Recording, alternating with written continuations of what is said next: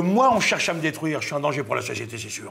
Même encore aujourd'hui sur le plan financier. Oh, chouette! Alors, tu vois, je m'en bats. Qu'on cherche à me détruire, je suis d'accord. Quels que soient les moyens, je m'en fous.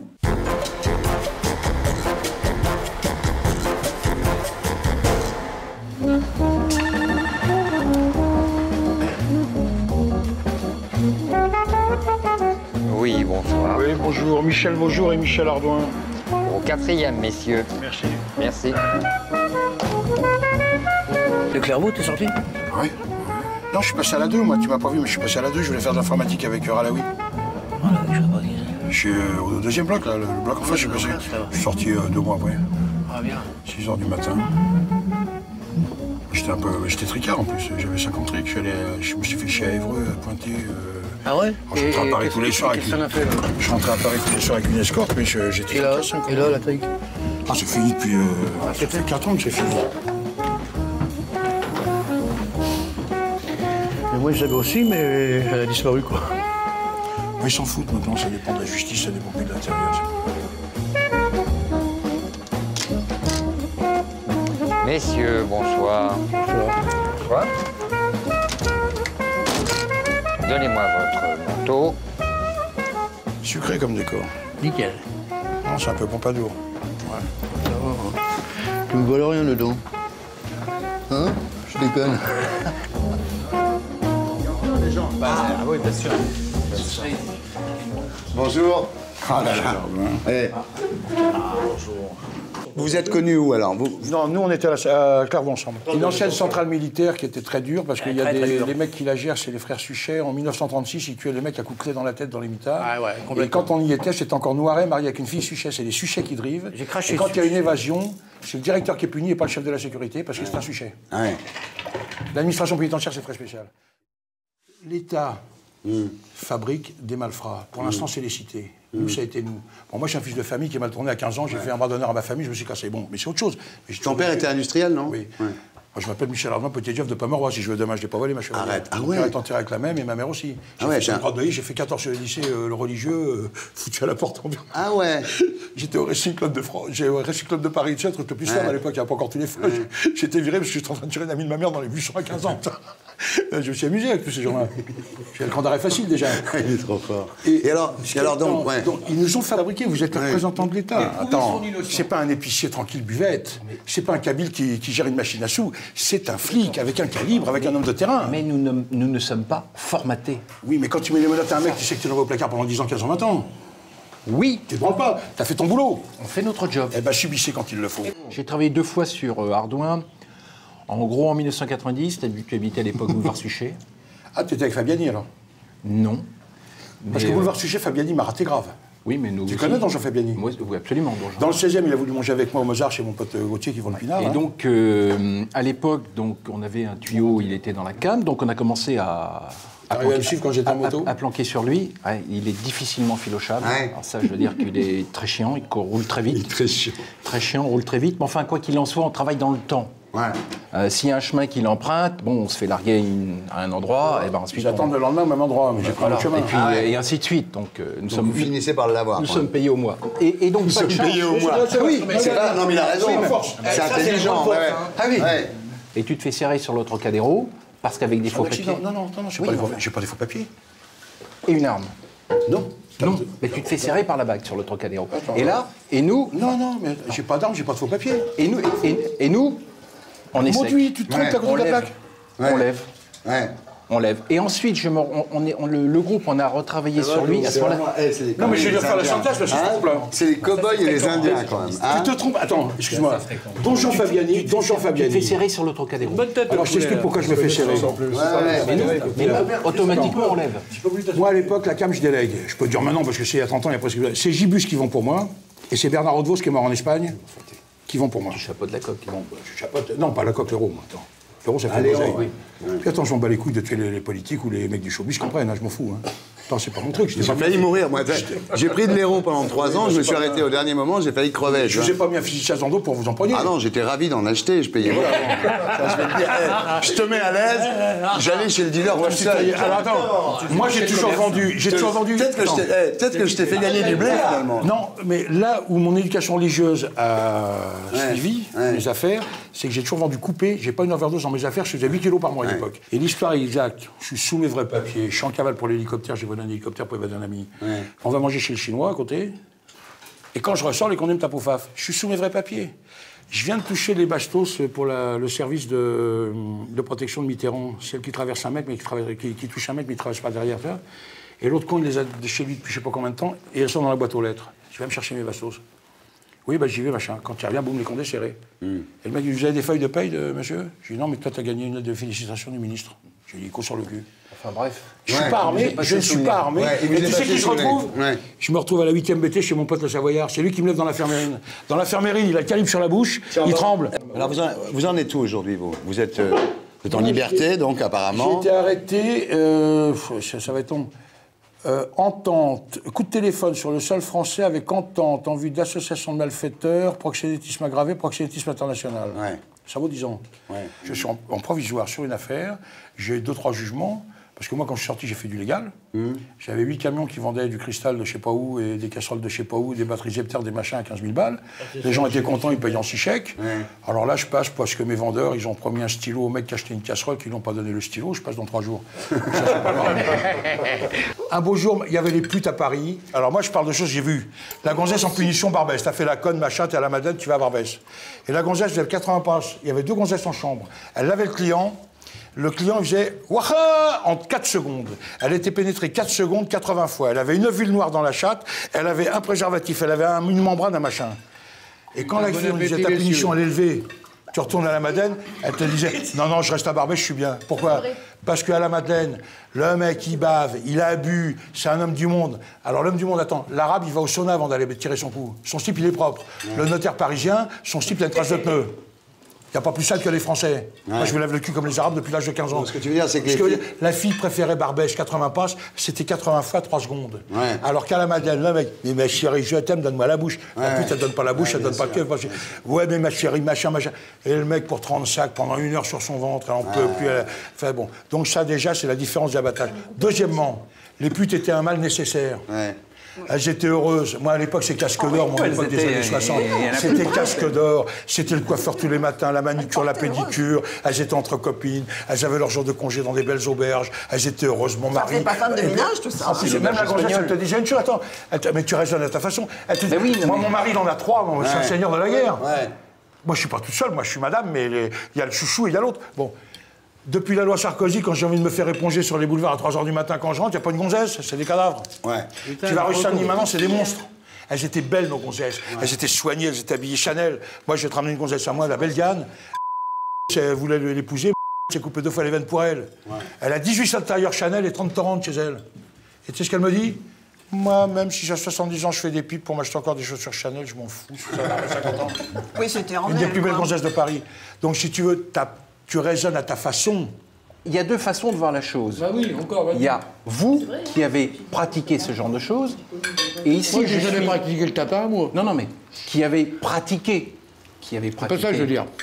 Le banditisme, en faisant de la cam, en faisant du proxénétisme, en faisant des braquages, en faisant. Donc, et de l'autre côté, donc il y a le seul policier qui est à table. Mais non, mais il n'y a pas de problème. Et qui dit que vous avez une façon de voir les choses qui n'est pas celle de la société. Donc c'est pour ça que moi je vais revenir. Non, mais il a raison, il a raison. Je ne voudrais pas vous dire. Il a raison. Je sais. Michel, il a raison. Mais oui, il a raison, mais alors laisse-moi donner mon point de vue. Michel. Non, attends, laisse-moi donner. Tu vois, ça m'appelle Michel. De jour que tu commences bien, tu fais des progrès. Simplement une chose. Même si le mot n'est pas beau, il n'y a pas une héroïsation à faire de ce que on fait vous pas avez fait. On n'a rien à cirer de la héroïsation. C'est la bonne question. C'est la bonne question. Mais la table entre nous permet de parler de homme à homme, si ça t'arrive dans la vie. Tu vois? Ok. Ça lui arrive de tomber. Non, tu t'enfermes pas dans ton machin.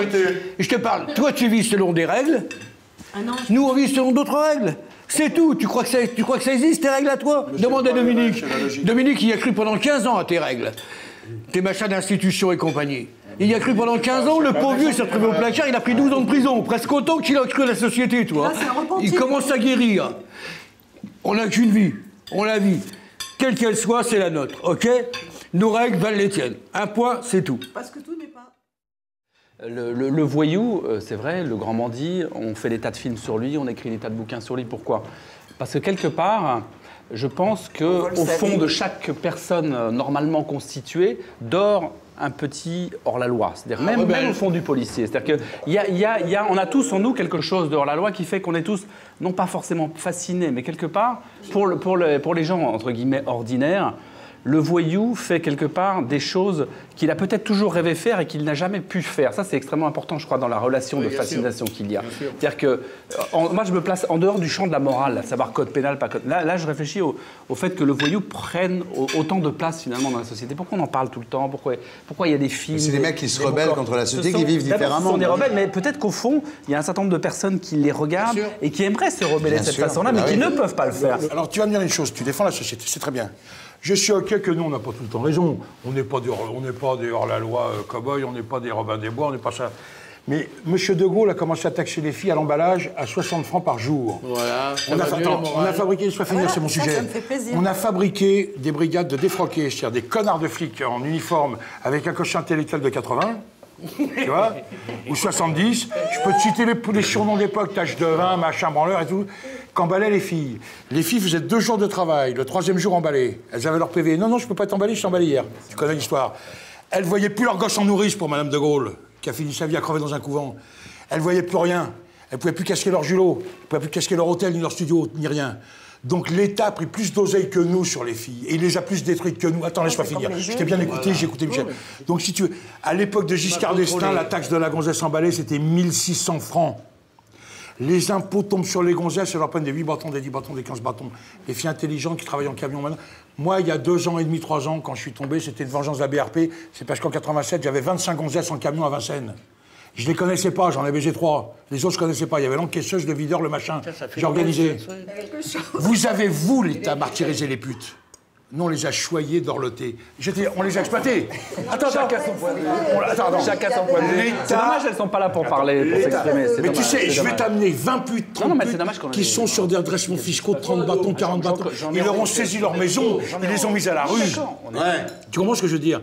Bon, nous, on leur prend leur oseille, mais c'est un arrangement. Le milieu a toujours été pourri, sauf que je m'en apercevais pas, je voyais ça avec mes yeux d'enfants et d'adolescents de 20 ans, 30 ans.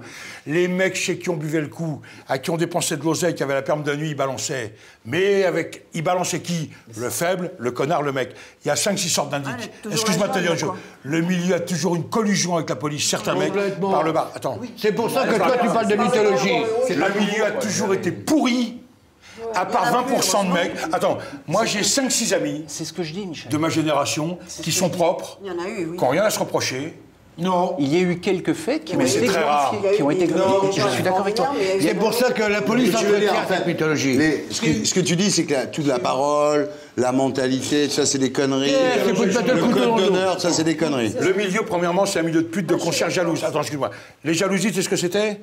Attends, à un moment, les stupes, ils te disaient on n'a plus besoin d'indic. On a des coups de téléphone par les concurrents. Allô, Georges Machin, il va livrer 200 grammes de coke au carrefour de la rue d'Italie, machin, ce que tu veux, à telle heure. L'autre, tu veux quelque chose en échange, ta gueule, boum. Ouais. Parce que c'est pour reprendre le marché. Le milieu a toujours été pourri. Donc ça n'existe pas, le code d'honneur des voyous. C'est mon cul, ça. Ça, c'est de la mythologie, ces conneries-là. Par contre, ce que je veux dire, j'ai pas pu dire tout à l'heure... Ce qui est assez rigolo là dans le dîner, c'est qu'en fait, intéressant, le seul qui c'est défend que la lui, mythologie sans des faire- voyous, c'est le flic, quoi. Non, oui, parce que ça l'arrange. Et là, vous abondez dans mon sens que nous ne sommes pas dans le merveilleux monde de Disney qu'a monté une certaine presse. Bien sûr. En amplifiant ou en glorifiant certains gestes, certaines anecdotes. J'en ai connu quelques-unes également. J'en ai raconté une. Je peux en citer une autre.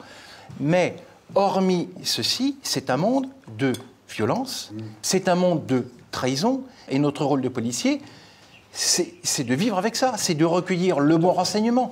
La première fois, je me suis planté sur toi, et la deuxième fois, j'ai pas réussi à faire... Sans ça, vous pourriez pas travailler, vous n'avez pas de boule de cristal.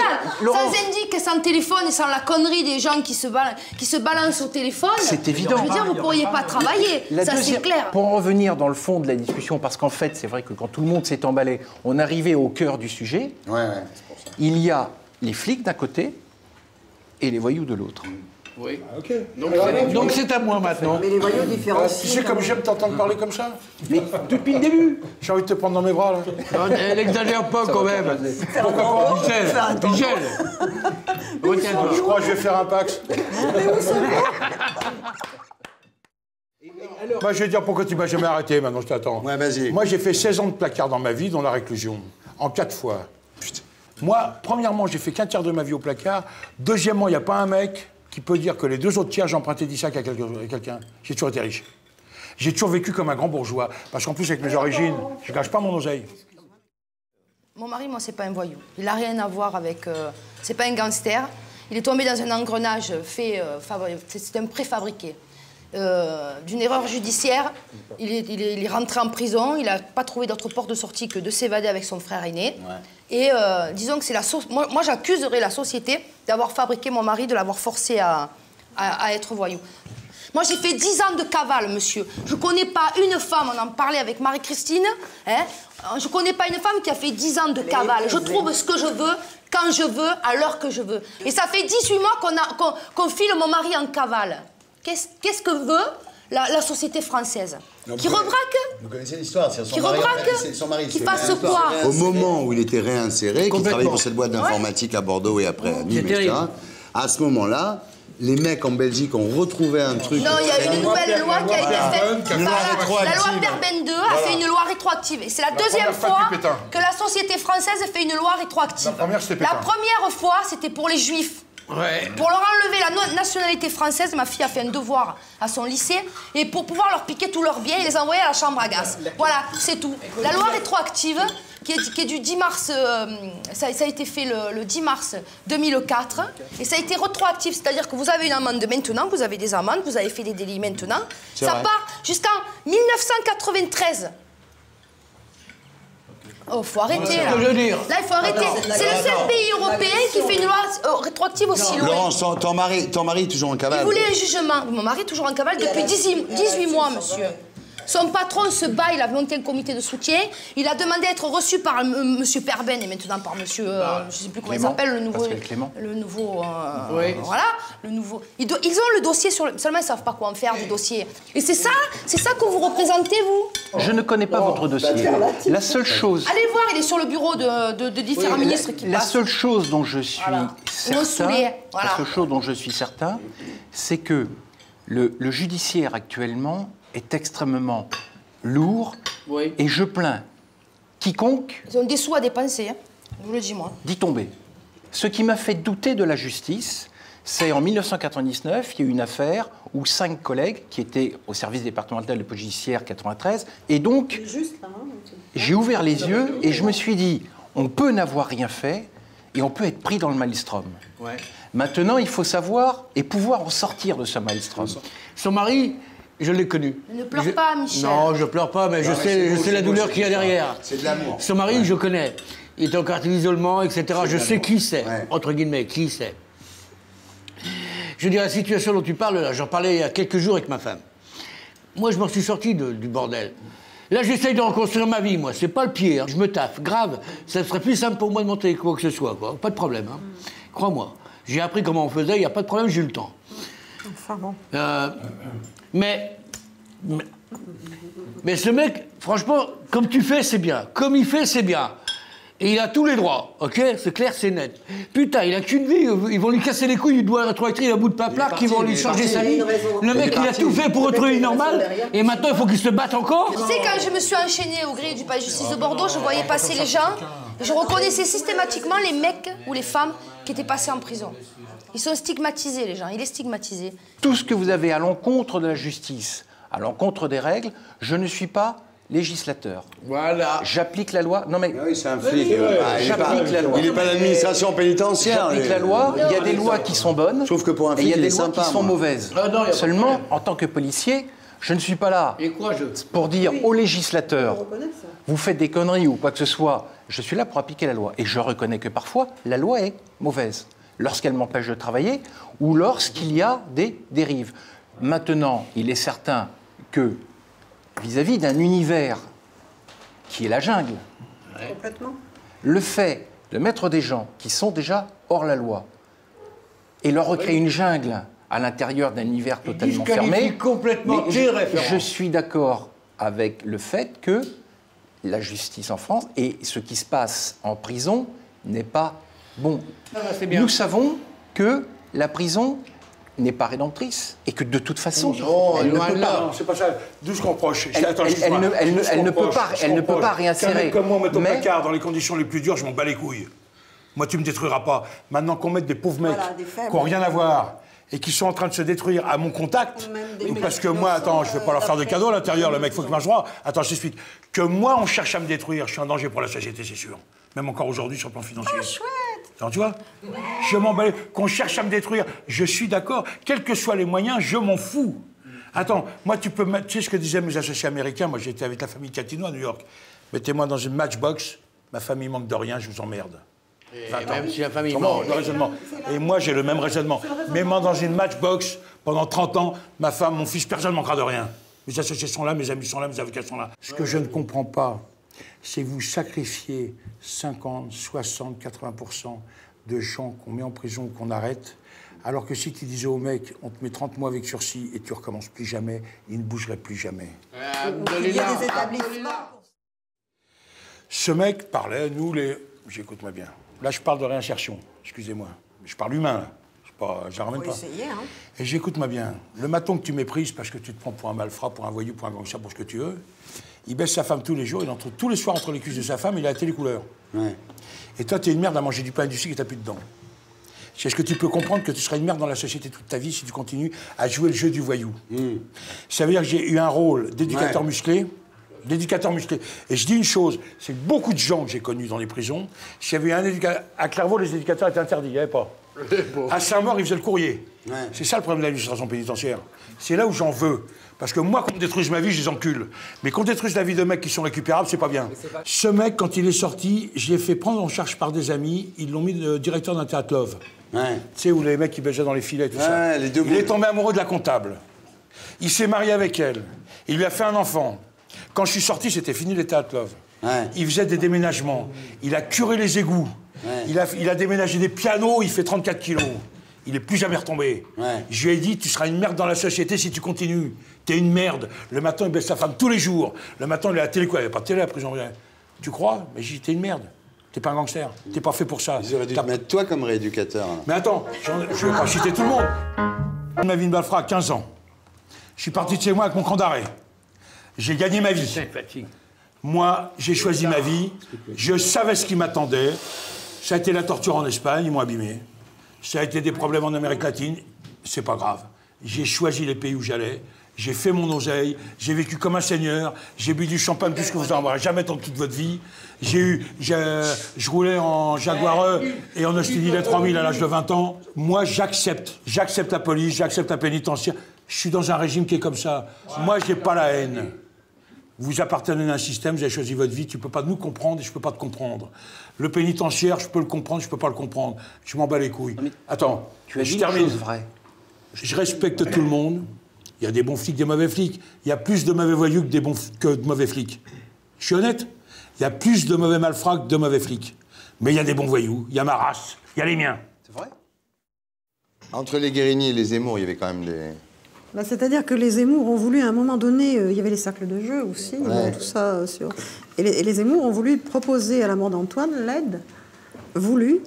Et c'est là quand finalement j'en suis tombée très amoureuse, parce qu'il a pris mon père comme ça, il lui a dit, écoute, si tu as bien besoin de moi, je sais que ta femme est juive, moi je suis juif, et bon, tu peux compter sur nous. Et mon père, très corse et très orgueilleux, malheureusement, n'a pas voulu de son aide. J'ai jamais compris pourquoi. Donc, Le seul qui était tueur un petit peu quand il a fumé 3 joints, c'était son père. Edgar était dangereux. Gilbert, c'est un commerçant, William, c'est un proxo de merde. J'ai pris une femme à William, il n'est pas venu me chercher. J'étais en Belgique, je suis appelé, je suis là, je suis comme ça. Bah, tu pouvais venir me chercher à l'époque, hein, je ne sais pas ce que tu aurais fait. J'aurais bien fait. Et ce sont des gens qui ont vécu un film, parce qu'en Algérie, ils vivaient une espèce de facilité. Taxi, coiffeur, ils sont arrivés là, ils ont vu une opportunité d'argent. Alors, au lieu de vendre des fringues, au lieu de vendre ils auraient très bien pu réussir. Et quand ils ont fait les trousseaux, ils gênaient personne. Et d'un seul coup, je ne sais pas lequel des 4 frères a eu le 37e chromosome. Je ne sais pas lequel. Non, sérieux. Il n'était pas fait pour être voyou. Tu trouves ça pas un peu immature de manquer ma famille de respect comme ça? Je ne te connais pas, tu ne me connais pas, donc j'ai aucune raison de te manquer de respect, ni toi, ni ta famille, même si je le connaissais, même si j'avais des expériences avec eux, on est assis à la même table. Si tu as des choses à dire à ces gens-là, dis-leur à eux, mais ne le dis pas devant moi, parce que non, ça je n'ai pas parlé méchamment, je dis que ce sont des gens qui se sont trompés de route. Ben, quand tu dis des choses comme 37e chromosome... Ils ont fait tuer pas mal de gens quand même. Lui, il était bébé. Mais moi, donc attends, ne m'agresse pas, je t'explique une chose. Moi je dis en tant que délinquant professionnel, ce sont des gens qui se sont trompés de route. Mais est-ce que tu peux t'arrêter 2 secondes pour penser que peut-être que j'ai pas envie de les entendre? Ah mais j'en parle plus alors à ce moment-là. Putain, c'est bien quoi. On n'en parle plus. On n'en parle plus. Parlons d'autre chose. Parlons d'autre chose. Et pour être sûr de ne rien rater de Inalarditube, abonnez-vous et mettez un pouce bleu.